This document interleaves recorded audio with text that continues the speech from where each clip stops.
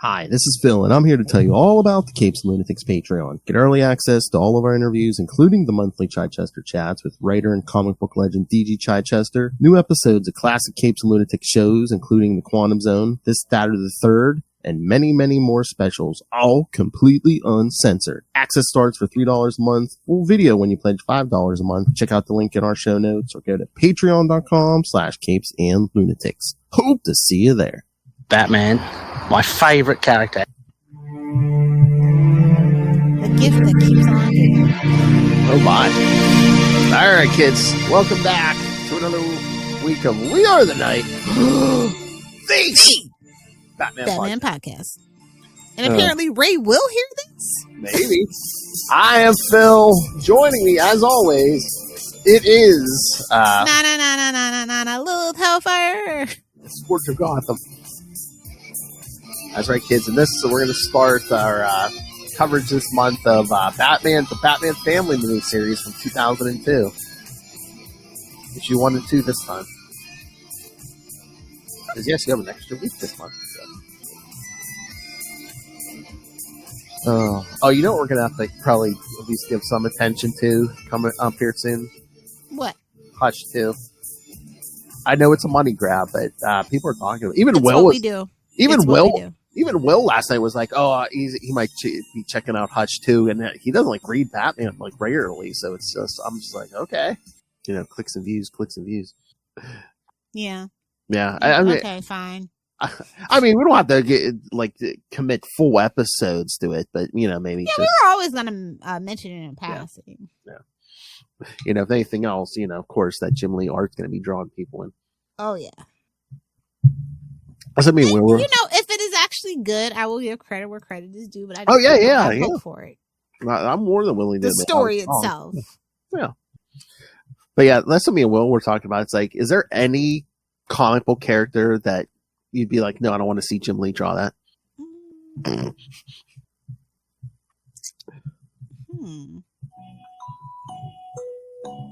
Reed Richards, actually. Really? Handsome. He'd make him too handsome. Oh. He'd make him too fuckable. No thanks.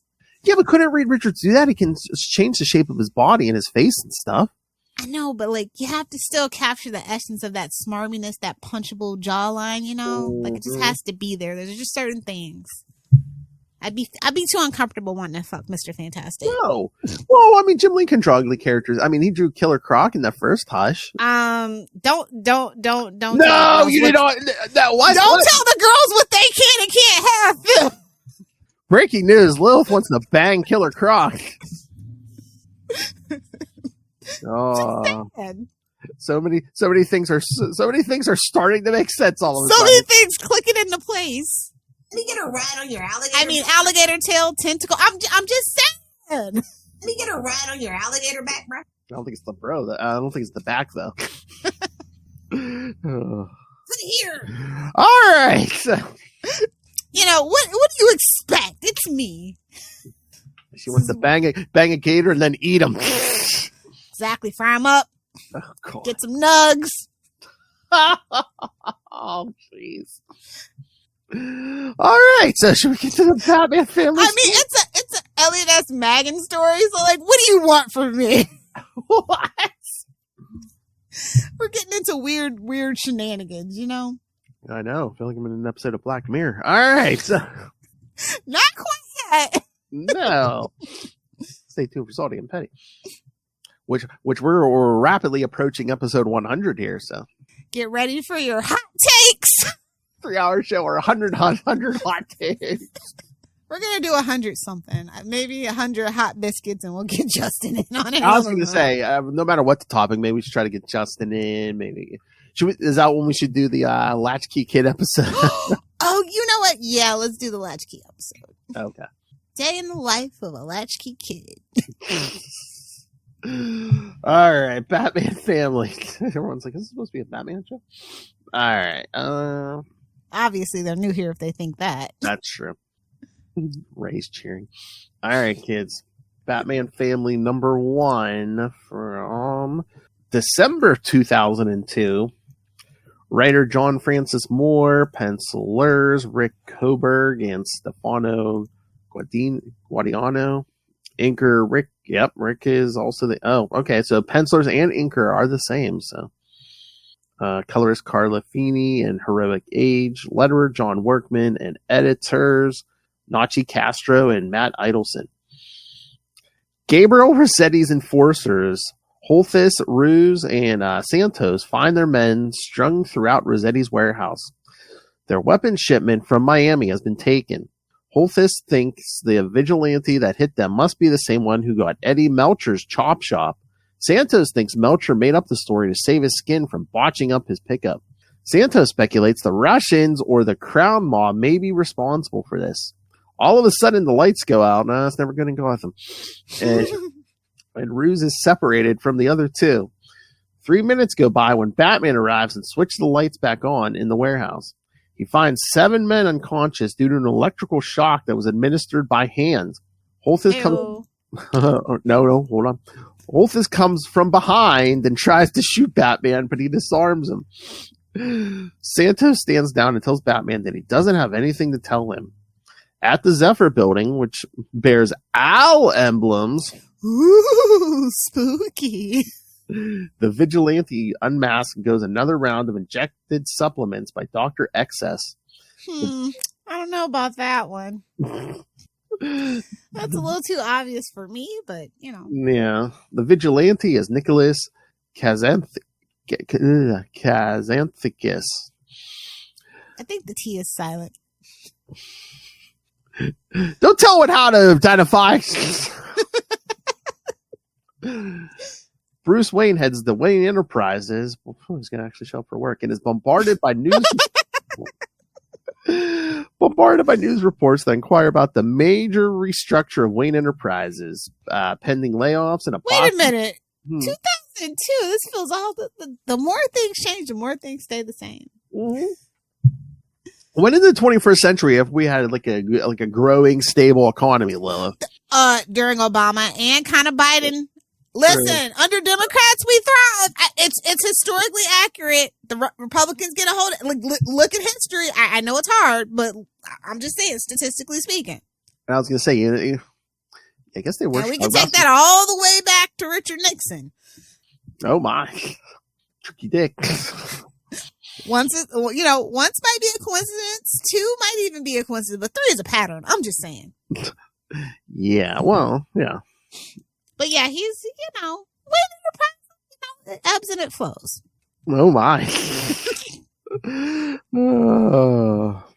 Sorry, I'm looking for a raindrop here. So. Tricky Dicky. Pending layoffs and a possible merger with Transcom International. One bystander. Not under Trump's administration. Sorry. One bystander by the name of Roger Sloan was very adamant to talk to Bruce, but he was brushed off by his bodyguards. When Bruce arrives at the board meeting, Delilah Wagner presents Bruce with a letter to resign as the CEO of Wayne Enterprises. Celia, hard to pronounce last name, and interjects on Bruce's behalf by stating that the can't stand you.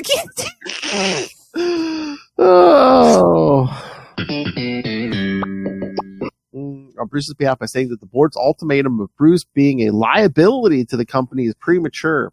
Babes, I hate to break it to There's been a liability to that company. This is the most realistic thing to ever happen in a comic book. I know. He's been a liability to that company since Crisis. Jeez. Exactly. Bruce thanks Celia for the vote of confidence and reiterates to the board that he was proven innocent in regards to the Vesper Fairchild murder. Scroll on over. Oh yeah, we got to hit that one. It's giving Army Hammer. Oh my. Yeah, we're going to take a month and cover Bruce Wayne, fugitive murderer. Yeah, for sure. That'll definitely get raised going on that one. Bruce Wayne is a fugitive wanted for murder. Oh yeah, Ray's going to be handling that deck. Delilah ignores Bruce by stating he was an international fugitive for 6 months while the case was still open. Delilah states that her loyalty... What? He was vacationing in Switzerland. Exactly. He was skiing. Come on. Delilah states that her loyalty is to the stockholders and the company's business partners who still feel uncomfortable even though Bruce was cleared of all charges. If Bruce refuses, Delilah will put a vote of no confidence before the shareholders. Mr. Harmon tells Bruce that Lucius Fox has done a fine job of running the day-to-day functions in Bruce's constant absence. Burn. Constant absence. But this letter is simply a formality with a severance package that will more than compensate Bruce. Bruce leaves the boardroom and informs them that they will hear from his lawyers. Do you know who my father is? He will be. Well, I guess he won't be hearing about it. Oh. Oh my. Oh yeah, yeah. I mean, like, even JP Morgan, like, yeah, sure, Stanley makes like cups and construction ship. There's still a Morgan at JP Morgan, so I don't know.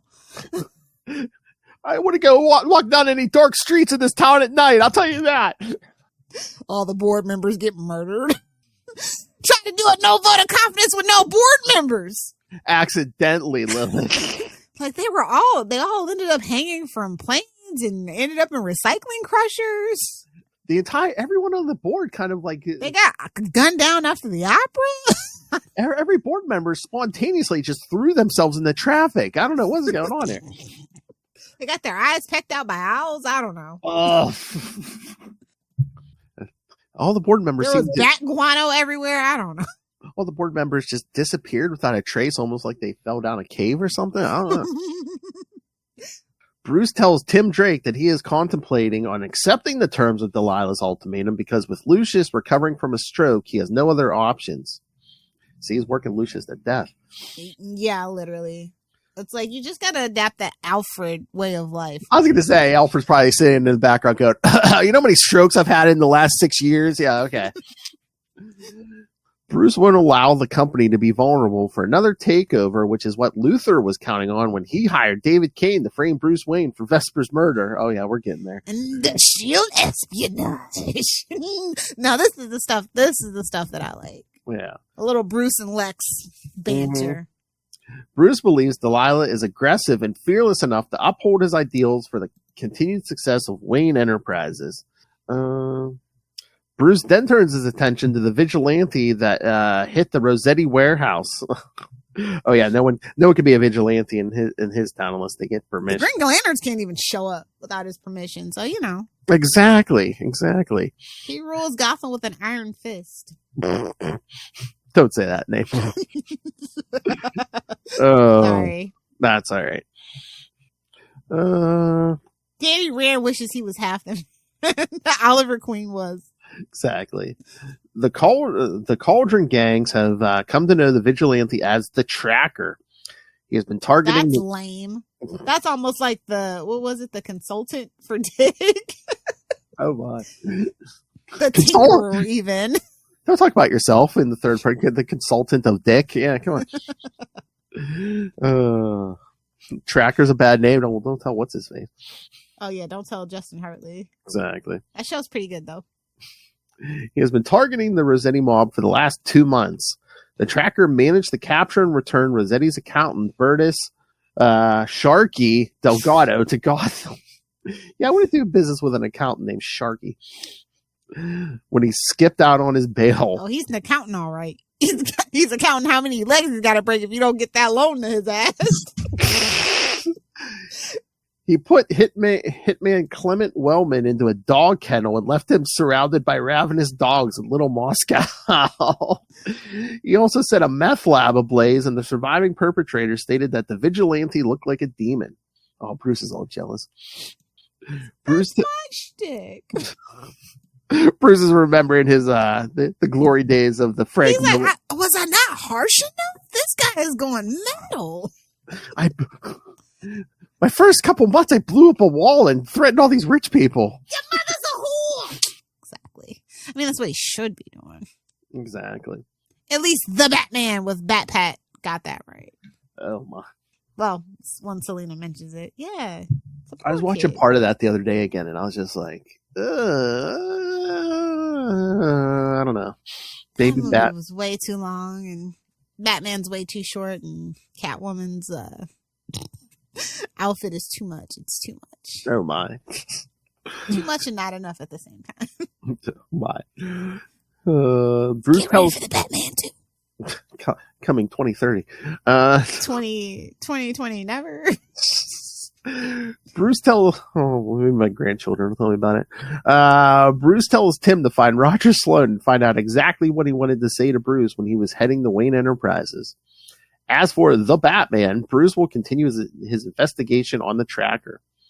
Tim arrives at Sloan's apartment and notices a lot of beer bottles, outdated press credentials, and newspaper clippings posted on a wall like it's all connected to some conspiracy. All connected. Red string, see?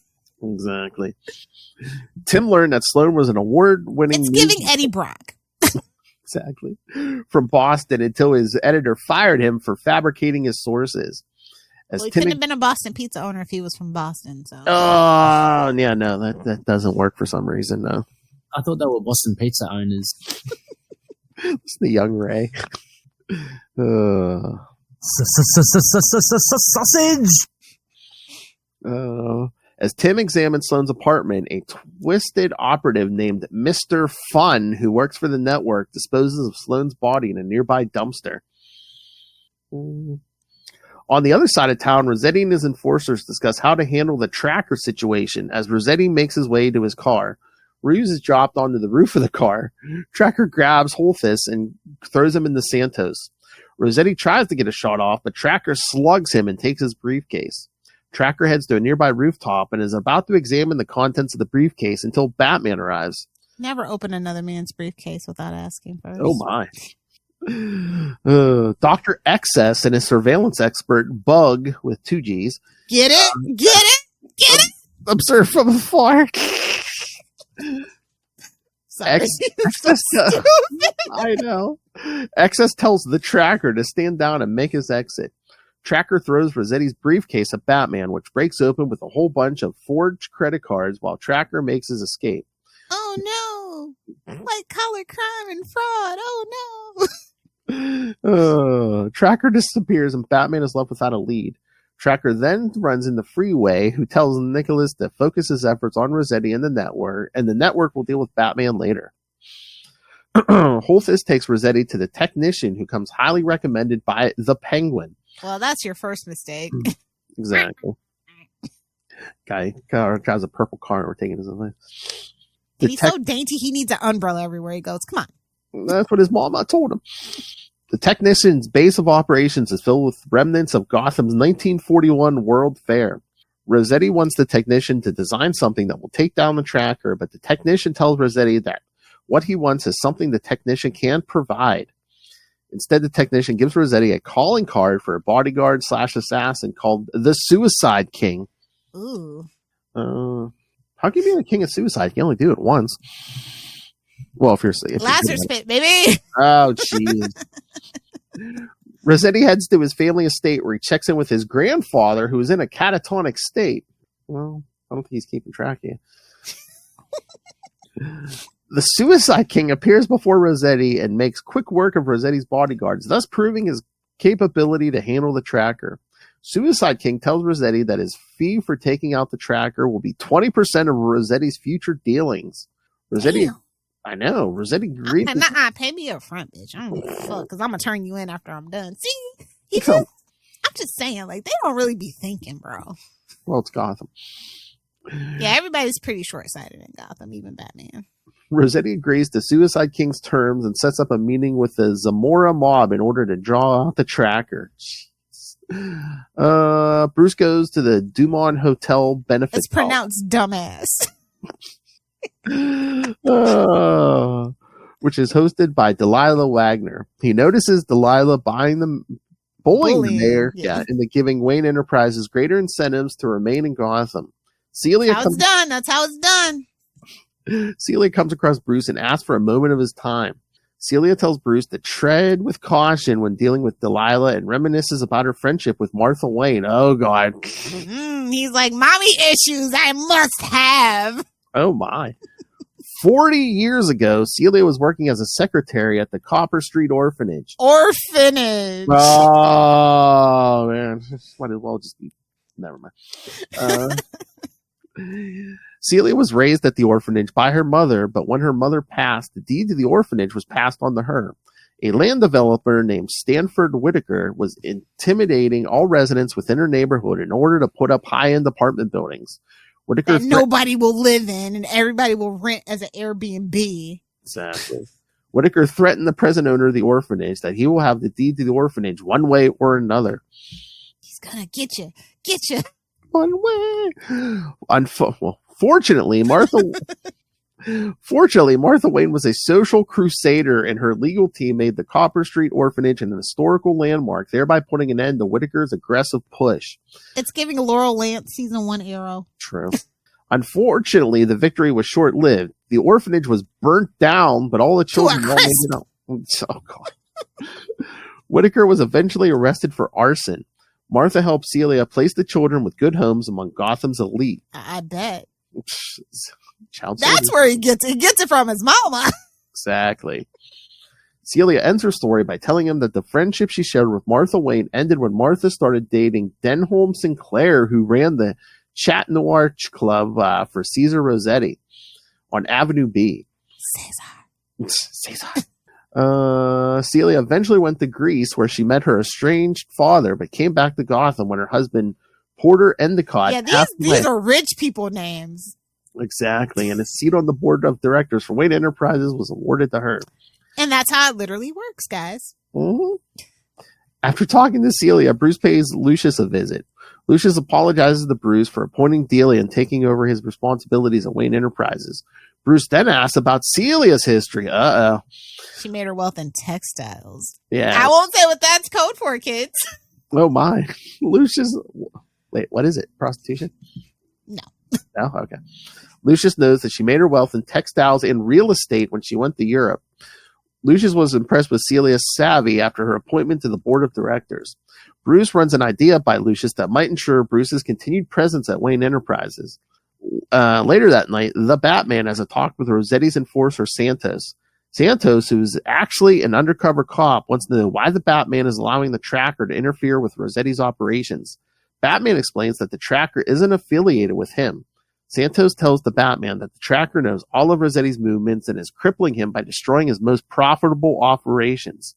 Santos also informs the Batman that Rossetti has hired the Suicide King to take out the Tracker by setting up a fake money drop with the Zamora mob.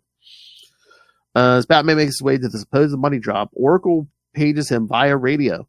The circumstantial evidence that implicated Delilah Wagner in past dealings of fraud and insider trading has just been verified by the Securities and Exchange Commission. Insider trading's nothing. Martha Stewart did that bed standing on her head knitting a damn sombrero.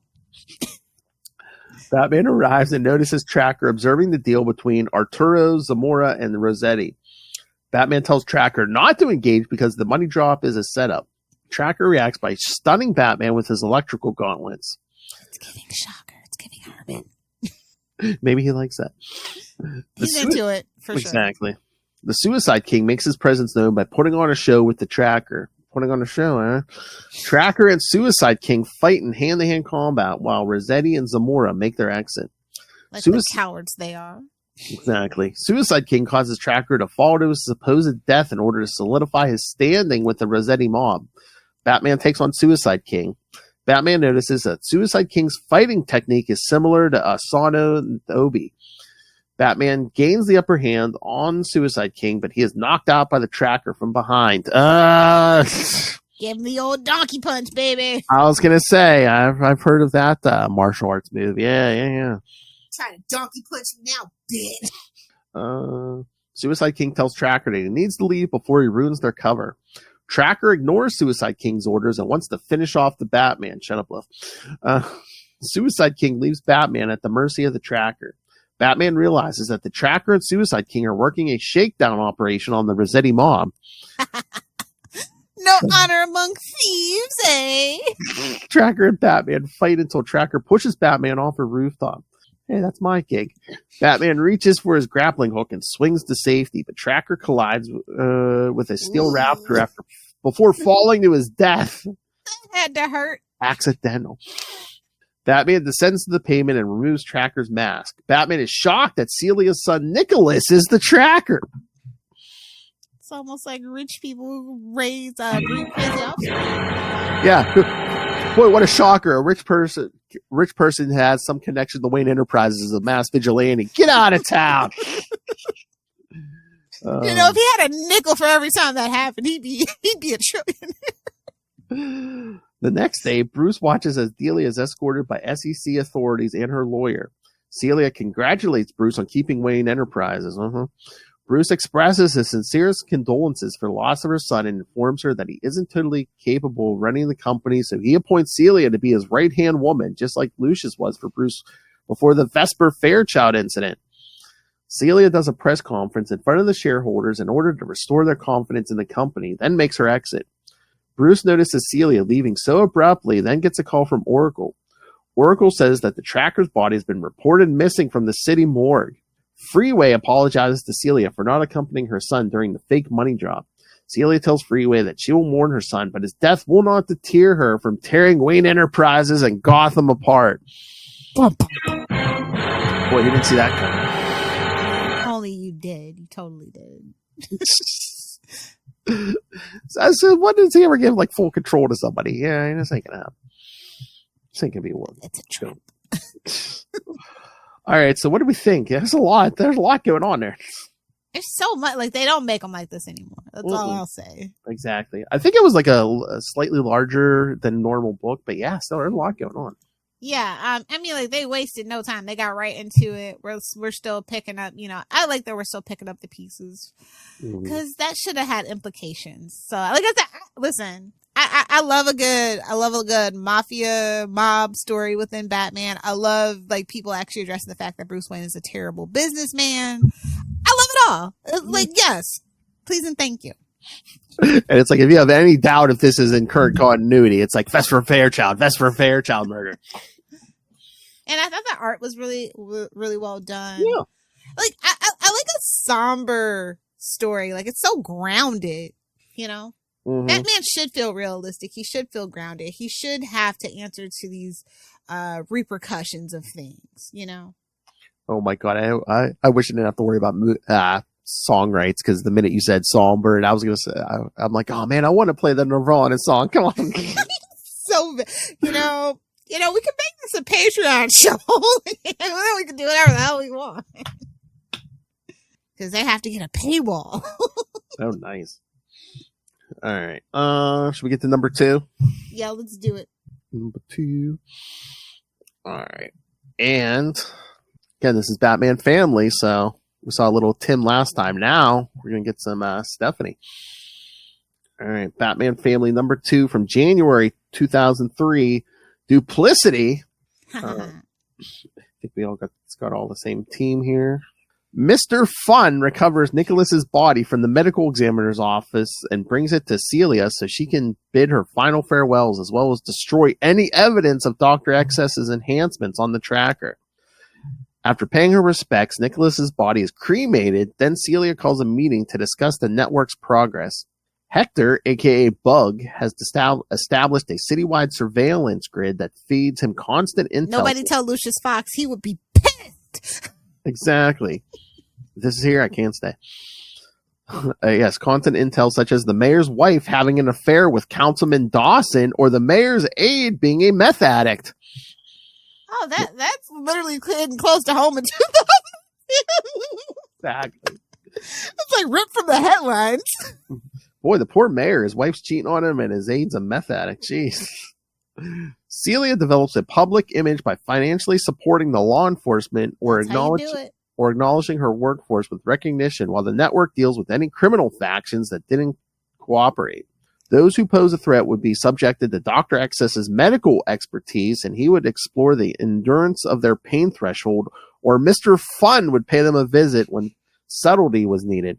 Is he beating guys? Have some fun? No, sir, I do not. Subtlety? Is he like beating people with like golf clubs and stuff? Yeah.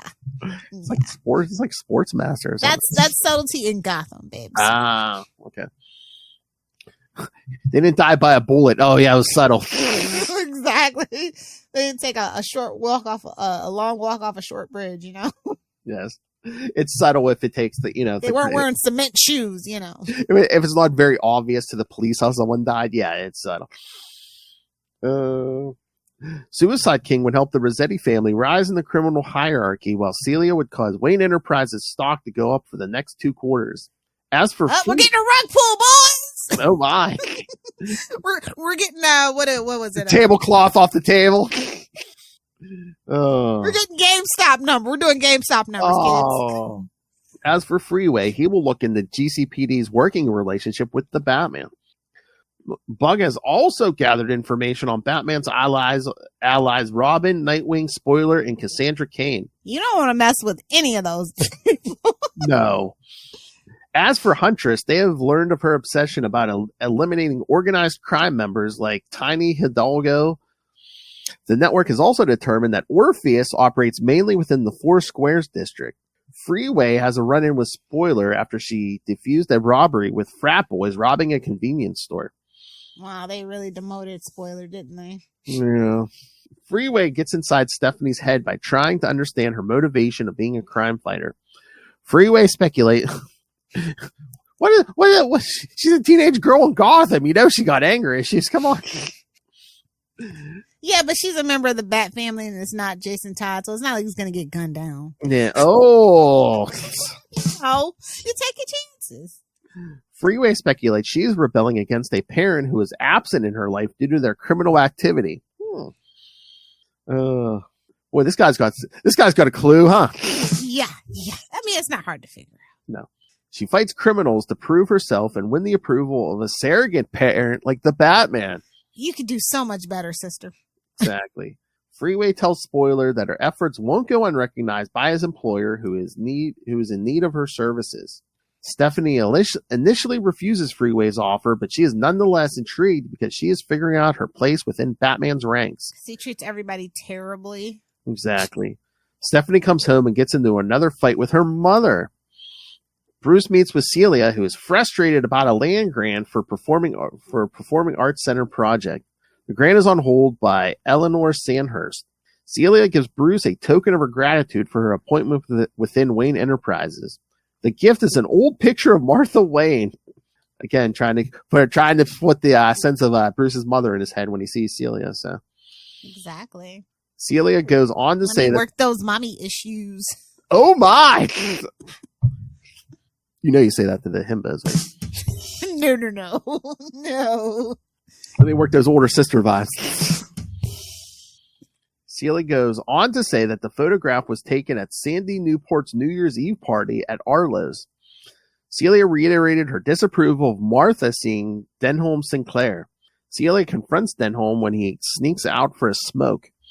Celia tells Denholm to leave Martha alone, but Denholm brushes off her demand by saying Celia has a lot of fire in her. Celia excuses herself to the restroom where Terrence, a.k.a. Freeway, is waiting for her.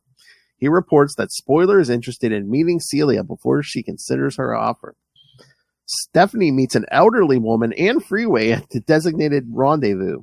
Mrs. Eleanor Sandhurst appeals to Stephanie's ego by saying that they are women who are willing to stand up against the thugs who ruined Gotham.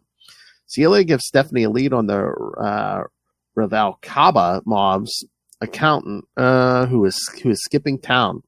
If the accountant testifies against Ruvalcabas, their syndicate will be dismantled and will give rise to the Rossettis. Stephanie asks why Celia has a vendetta against them. Celia gives Stephanie a fake sob story about a friend of hers who was murdered in a Diamond District robbery that involved them. Stephanie calls Tim before she locates the accountant. Tim kind of shrugs Stephanie's complaints about being kept at arm's length because he is examining a John Doe that may resemble Roger It's not my problem. He might not love me like Dick, but you're welcome. I mean, it's hard to like many things more than Dick, huh? Exactly. I'm a sucker for a guy with a powerful rod. Yeah, it's top 3. Oh my! Sleep, food, dick. You know. Repeat. Louis Trundle was approached by the FBI to hand over state's evidence that could put away Diego Ruvalcaba. Louis chose to run rather than be a rat for the feds or watch over his back for the rest of his life. Louis meets his female companion near the docks where a boat is waiting for them. Stephanie surprises Louis with his female companion, who is down below loading the pantry. She hears the noise from the top deck and confronts Stephanie, who is restraining Louis. Stephanie engages Louis' female companion and inadvertently rips off her wig. Stephanie is shocked to learn that Louis' companion is actually Selena Kyle. Selena knocks Stephanie into the bay and tells Louis to get into her car. Selena and Louis head to a bus station where Louis hid the money he skimmed from the Rubalcabas in a locker. Stephanie catches up with Selena and Louis at the bus station. Stephanie uses her bolos to bind Selena by her ankles and goes after Louis. Louis tries to make a run for it, but he is taken by surprise by Diego's mother, Louise. She pulls out an AK-47, but Stephanie uses one of her spoiler boomerangs and knocks the assault rifle out of Louise's hands. Louis goes for the assault rifle and tries to kill his assassin, but Selena knocks him out. Selena tells Stephanie that her bola throwing needs more work. Selena takes the locker key from Louis' pocket and hands him over to Stephanie. Selena keeps the money and Stephanie gets her mark. And that's how you do it. Teamwork makes the dream work. Eleanor Sandhurst rewards Stephanie for her efforts. The network watches from afar as Stephanie accepts Sandhurst's gratitude. As it turns out, the real Mrs. Sandhurst had died 2 months ago, but her estranged family is keeping her death under wraps while they pillage her estate. As you do. Yes. This that Social Security money, while you can get it. The body's in the freezer.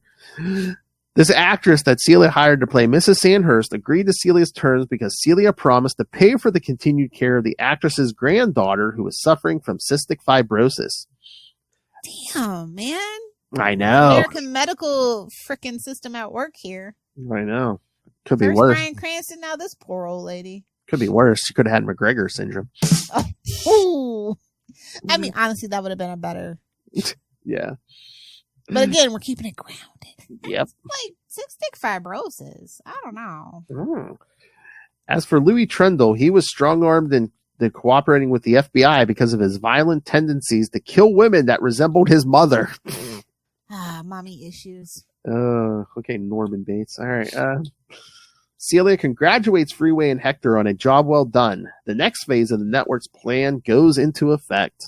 Playing Gotham like a fiddle, baby. I'm playing the stinking city like a harp from hell. Oh, shit, man. All right, so there's our first 2 parts. What do you think?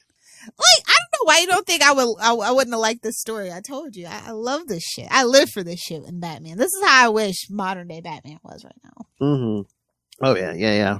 Like this is like the heart and soul of like what made me fall in love with Batman, like detective work, the noir of it all, the mob, and like Bruce actually like being a person with flaws, and Batman really still struggling and dealing with things. Like he's not Bat-God, he can't see the forest for the trees, kind of thing, Yeah.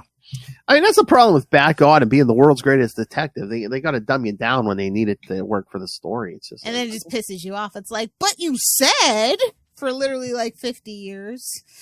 Because even though she's talking about his mother, Bat-God would be, suspicious as hell. Yeah. Would be vetting Celia 50 different ways. Yeah. But why did you say that? It's those vibes. Totally. Yeah. He's got mommy and daddy issues, and they go deep.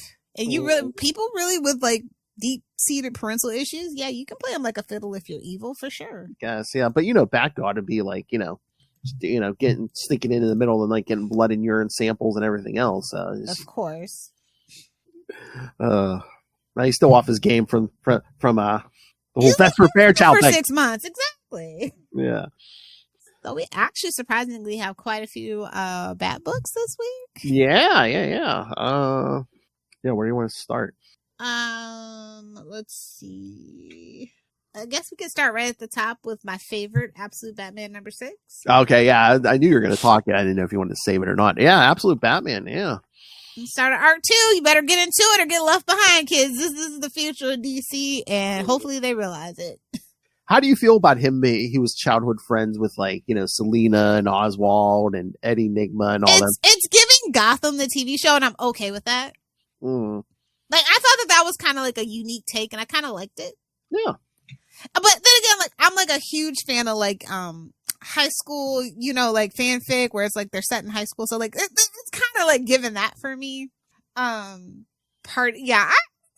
think it's cute. I think it's fun.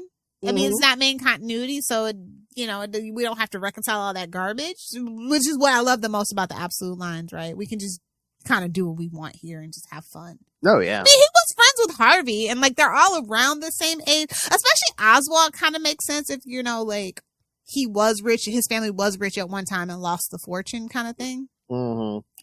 So, like for me, in context, a lot of this stuff makes a little bit of sense to me. Mm-hmm. But it's fun, and I love this art. So. Oh yeah. But like we're like actually like doing like a little bit of emotional intelligence, and I like it. And even though we're shifting away from Black Mask, who I love in any iteration, like Black Mask in a Batman story just makes sense. Oh yeah. Even though we're still kind of going away from that, we're kind of switching over to some more like fun stuff. Like I feel like that first arc was like kind of heavy, like in a good way, but it was still kind of heavy. So now I feel like we're kind of like lightening the tone a little bit. We're gonna have a little fun. We're gonna like dip into the backstory and see what shakes loose and kind of what can inform the future of this storytelling going forward. And kind of setting the tone. The first arc was kind of setting the tone for the series and stuff. Yeah. How do you feel about this version of Alfred? Now that I'm not happy about, but I'm very particular about my portrayals of Alfred. And it, like, you can't do a classic interpretation of Alfred in this specific instance, I don't think. Yeah. And Mayor Gordon and his the deputy mayor Martha Wayne. Yeah, it's getting a little weird, but I'm into weird. I'm like, we're shaking it up. Like I said, I really feel like things need to be shaken up, and I'm glad that they're doing something different. Oh yeah. The Absolute books, I mean, good. Yeah, I like the twist on everybody so far. I haven't really had any complaints about the Absolute books. It's the mainline titles. I'm just like, so like we were just beating a dead horse for the most part. But in previous issues, just him swinging that big axe. I just heard you saying, "It's my time." Yes, it's like Chekhov's axe. Thank you. All right, so now I mean this book. I mean, $4.99 is the new norm or whatever, but I think we're getting our money's worth out of the Absolute books for sure. Exactly. You know what I've been enjoying? I mean, you might roll your eyes. Detective Comics. I can see that. With Tom Taylor and oh god, who's this artist on that book? But that art is beautiful on that. Michael Janin. Yeah. Michael Janin. Excuse me, sorry. Yeah, I love his art. We've had a lot of action in this book lately, which I felt like was like kind of sorely lacking for a while. So I could totally see why you're feeling this. And they have like a lot of like guilt and stuff because they actually like have like not been good at their jobs lately. And I didn't really know how to feel about it, right? Because like that guy, we're so used to that, and so but like we also have like the Bat family kind of back together a little bit too. So I can understand it. I mean, you know how sometimes we're like, okay, of course this story's in detective. This could be the regular Bat book. This could be Batman in the Batman book, yeah. But it's not going to be because we're getting a Hutch too. Exactly. But yeah, I was worried because Tom Taylor was writing Nightwing, so like so bright and cheery and stuff. I was like, oh, okay, what's he gonna do with Batman? But no, I think he's been keeping the. Well, you can literally never write Batman cheery, so if you do, it's definitely a Elseworlds tale. So I was worried, but no, he's doing a good job on that. It's a lot of pain and rage that he's tapping into that a lot of like the last, I'd say like 3 or 4 writers really haven't had the guts to do. Oh so god, I can appreciate it. Remember that last arc we went forever. Yeah, for no reason. Which again, I probably would have enjoyed the story more if it hadn't gone for like, God, was that over a year that thing was running? It was. But like, I think that the writing is very sharp and we're really getting back to basics by making the characters compelling. And then the plot, since the plot twist makes sense. Yes. And so it's kind of keeping us off balance. He's not trying to hold our hand. He's like, no, you're just going to sit and enjoy the ride. And like, thank you. Like, don't treat me like I'm stupid, especially like in a Detective Comics book. Like, Exactly. I know you wanted to talk Catwoman. Oh yeah, of course. Talk about horny. Oh yes. Oh yeah. Shout out to Torrin Grunbeck. Yes, keeping it horny. Tokyo, I don't know. I love the backdrop for this story. It just makes so much sense. Mm. And again, it's like, yeah, she's like keeping it almost like a worldwide. It's very much what I've always wanted. Like, world renowned cat burglar, international thief. Yes, this is what I want, and she's just having so much fun with it. Solid storytelling. Oh yeah. They can make a movie out of this. Yes, please. Oh please, yeah. It's actually trying to tell an actual long form story. I feel like a lot of writers, they kind of just do these really short, these little tiny 3-story arcs is what I've kind of usually noticed is what most people do. This is I don't know, she's really just building the world, and everything kind of everything previously informs and helps you speculate about what she's gonna do next. I'm just really enjoying this little scam she's got going. Oh yeah, that's part of the reason I know I'm enjoying this so much, because again, with some people's arcs, I'm just okay, how much longer are we going to do this? But no, I'm here for the ride. I'm like, okay, how many parts? And nobody tell DC that this is a $3.99 book. Exactly. I don't think they know. Hey, ain't complaining. That's what I'm saying. I don't think they know. So shh.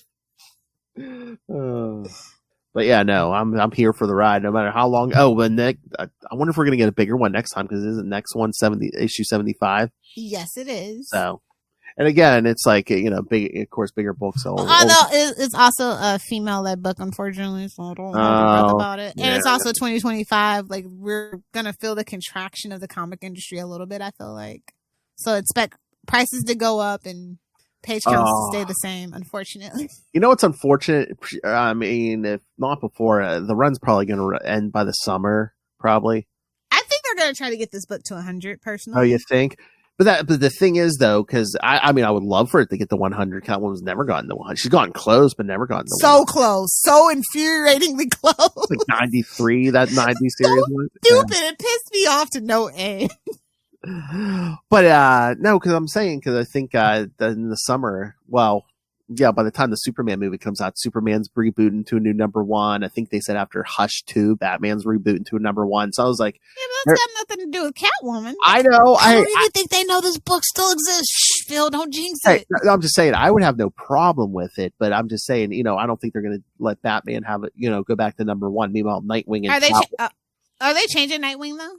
They haven't They haven't announced it yet, but I don't see. If the peripherals on the Bat family stay the same, it's fine. I feel because honestly, Detective Comics is I know Batman is the Batman, but I feel like Detective Comics is the main book. Let's just be real. So Batman can do what it wants. Well, yeah, Detective's going to stay. That's what I mean. So as long as Detective's fine, everybody else can do what they want. So I feel I think actually the Detective are grandfathered in on the numbering. Yeah.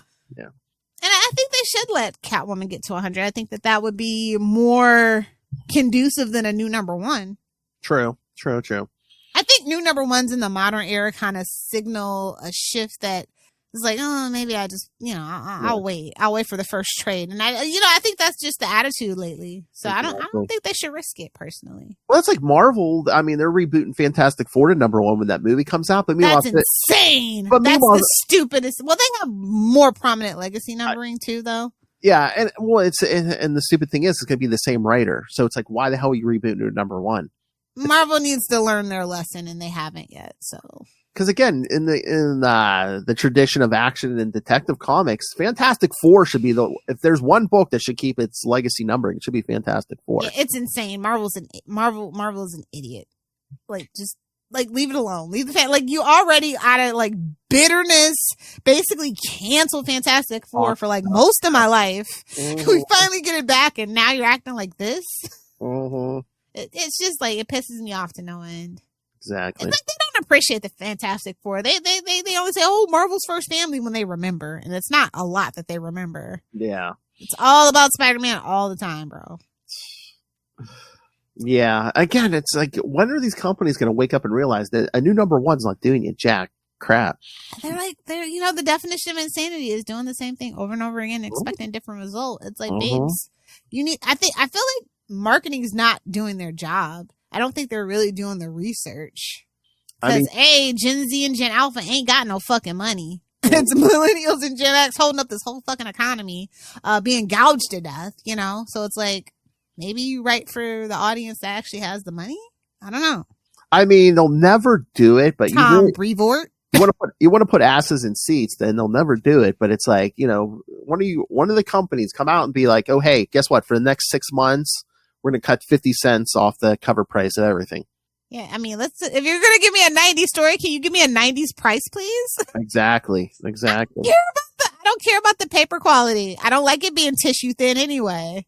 I know. And I mean, the paper quality on a lot of these ain't good anyway. So yeah, might as well lower the price. Yeah, I'll take some scratchy paper any day. How? Give us newsprint back, you know? That's what I'm saying. I'm like, I'll take it. Mm. I mean, if you're going to cut corners, at least just cut corners in a cool way. And again, they call back to a lot of 90s stuff anymore at DC and Marvel. So it's like, yeah, give us the paper quality of the 90s. Come on. I'm totally down for that. But yeah. Oh, have you and Kristen talked about on Nightwing News about 124 yet? We did, but I mean, we can talk about it. Oh, no, that's okay. I'll just tell you guys to defer over to Nightwing News, the last Nightwing News. To check are you out are you liking it, or the current run, or? It's kind of Bloodhaven's feeling a little weird. I can't really. Yeah, that's what I said. It's weird. Like I feel it's weird, like the kid gang, and they're dressed like teddy bears and stuff. It's giving Spider Boy, mm-hmm. Madam Monstrosity, and I don't want that kind of flashback. Yeah.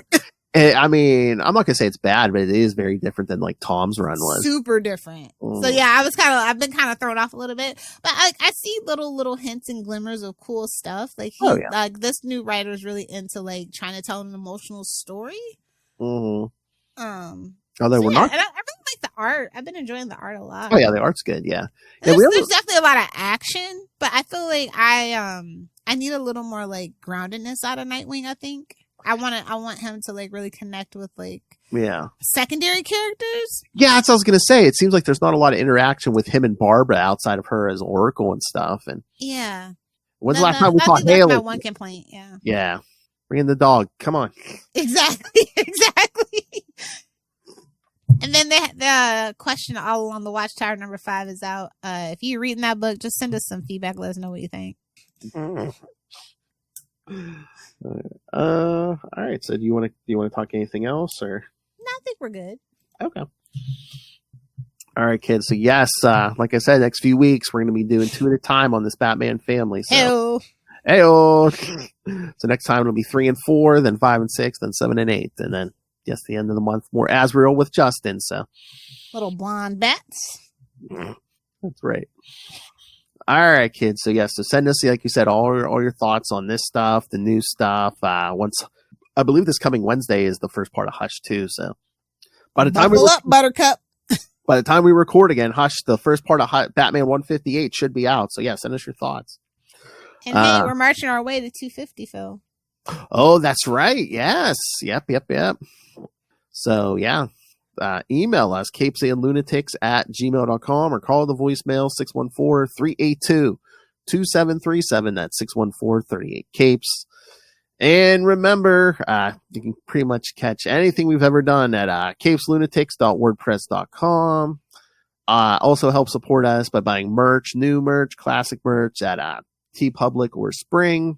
And again, just like appearing benevolent, but actually a hardened criminal, Lilith Hellfire demands that you rain random money on us through the Cash App. And that's not a gentle suggestion. That's right. She's going to beat you with a golf club. All right. And of course, the Patreon, where Lilith and I give you exclusive, uncensored content every month. It doesn't have to be comics. It can be anything. Because when you subscribe to the Patreon, you can request topics for us to discuss. So anything goes pretty much. So tell us what to do. And sign up at patreon.com/CapesandLunatics. More vicious and brutal than ever. All right. I believe I think this is going to be the April 1st episode. So if you want to wish Phil a happy birthday and give him some fucking money. Oh, I like that message. Make sure if you're on Blue Sky to send him a happy birthday too. There you go. But yeah. I mean, if you want to plug your upcoming appearance this coming weekend, then. Oh, yeah. So if you are in the DC area on April 4th attending AwesomeCon 2025, please stop by room 206 at 4 p.m. for a panel with author Nick DeWolf called Slaying Stereotypes. I will be on the panel, and I'm very much looking forward to it. So hope to see you there. Duh. It's not something One of the things I've done. Yeah. I'm excited. I haven't been to DC in a while, so. Oh yeah. Yeah. Somebody's muffins getting buttered. That ain't my day. Yeah, I've never been there. So like It's an interesting place. Oh really? Yeah. Well, I figured. I'm gonna try to get as much done as I can on that weekend. What like traveling? I definitely want to go to the zoo. There's a botanical garden that I want to go to at the Smithsonian. Nice. Yeah. All right, kids. A couple restaurants. So. Good restaurants. Oh yeah, so fucking good, bro. Oh yeah, all those politicians probably demand it. It's like this place that has really, really good Persian cuisine, which you just really don't find, obviously, in a lot of places in the United States. So I'm gonna check that place out. Well, you probably figure a lot of like foreign dignitaries and Yeah. stuff probably travel to DC. Yeah. All right, kids. Thank you for joining us. Again, more Batman family. Well, next few weeks. We are family. Now I got to go in and try to figure out where we're going to do Batman Fugitive and Batman Murder. Oh, I have an idea for 250. Okay. We can rank all the Batman media. Oh, okay. I'm trying to remember if I had. I don't think I have. Might have been holding off on the schedule, but yeah. Sorry, I'm not Justin, and we don't have it planned out. No, that's fine. No. So what did you say? Ranking all what? All the Batman media, so like Batman animated series, the movies, TV show, stuff like that. That's right, kids. I already know what number one's going to be, but it's going to be interesting for everything else. That's right, kids. This year you're getting Batman, or we are the Night 250 and Nightwing News 250. So, all right, impressive. So come back next time. Remember, join us same bat time, same bat channel. We are the Night, the Batman podcast. Don't you forget it. Swear to me.